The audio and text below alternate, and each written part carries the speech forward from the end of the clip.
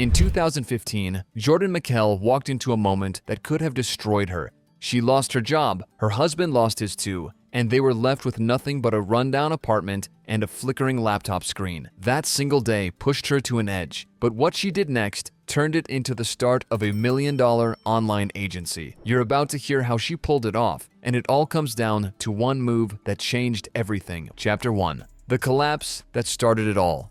Jorden wasn't living a dream life before everything fell apart. She worked a job that barely covered the bills, the kind where you sit at a desk all day feeling trapped. She had tried college 3 times and left each time, so she had no degree to fall back on. Her husband had a contract gig at the same company, and they were getting by, but just barely. Then, one day, in 2015, it all unraveled. She went to work and got fired without warning. Hours later, she found out her husband's contract wasn't getting renewed either. They walked back to their small apartment, sat down, and stared at a bank account that couldn't handle the hit. Have you ever had an unexpected moment like this? How did it motivate you in business? Let me know in the comments, and don't forget to like and subscribe while you're there. The laptop on Jorden's table was old, but it was all they had. Most people would have scrambled for another job, any job, to patch the hole. Jorden didn't. She had always wanted to write, even though she had never done it for money before. With no options left, she decided to try. She made a simple website, just a page saying she could write,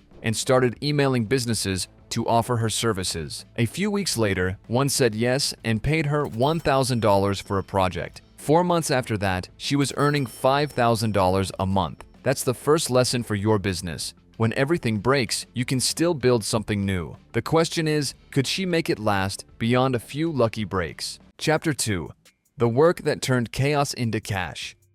Jorden didn't waste time on small payoffs. She could have signed up for freelance websites where people compete for tiny fees, but she saw that as a trap. Instead, she went straight to companies that could afford to pay more. She used cold emails, writing short messages to businesses, and offering to handle their writing needs. She didn't have a stack of examples or a big reputation. She just sent emails that explained what she could do and asked for a chance. Some ignored her, but enough replied to keep her going. Her first year ended with $8,000 a month coming in, all from her home, no office needed. The way she did it was straightforward. She picked companies that needed writing, contacted them directly, and delivered what she promised. She avoided the crowded platforms where freelancers undercut each other and focused on clients who valued quality. That choice kept her income climbing. Here's what you can take from it. Find a way to reach people who need what you offer and skip the middleman. She was making real money now, but was the constant hustle going to wear her down? Chapter 3. The shift that gave her a voice.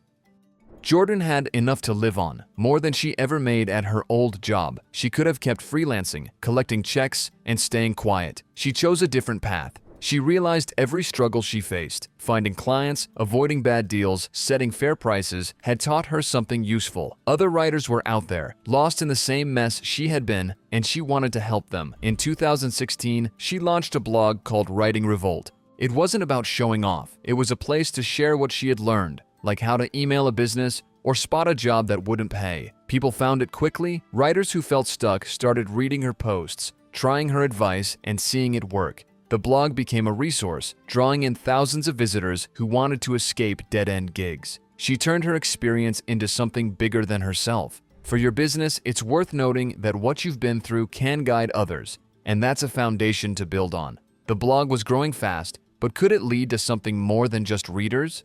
Chapter 4. The course that broke the mold.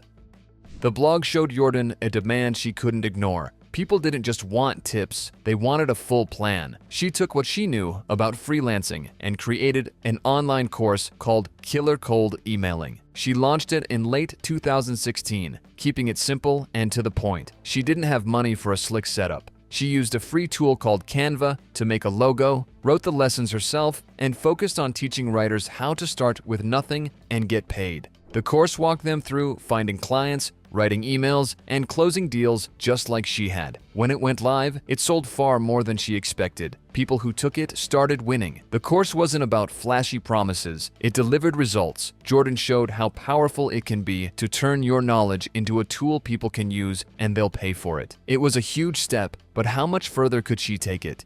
Chapter 5. The growth that made it automatic.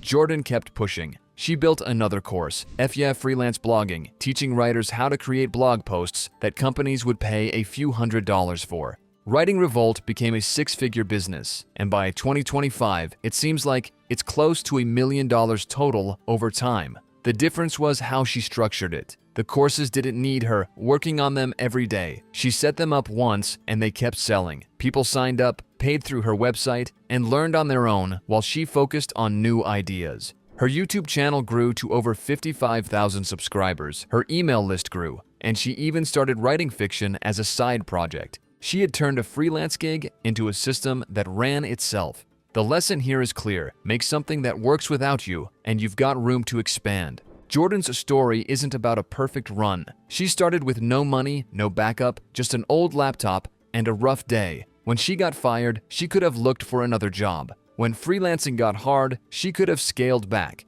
When her blog and courses took off, she could have stopped there. She didn't. She questioned herself along the way and wondered if it would all fall apart. But she kept moving. By 2025, Writing Revolt stood as evidence of what determination can do. She built a business that changed her life and thousands of others, all because she refused to quit. The drive to keep going matters more than where you begin. You can see more at writingrevolt.com, where her blog and courses live, or on her YouTube channel, Writing Revolt by Jorden Makelle, with free advice to dig into. What do you think about Jorden's story? Can you relate to anything? Let me know in the comments. And if you found this interesting, don't forget to like and subscribe for more videos like this.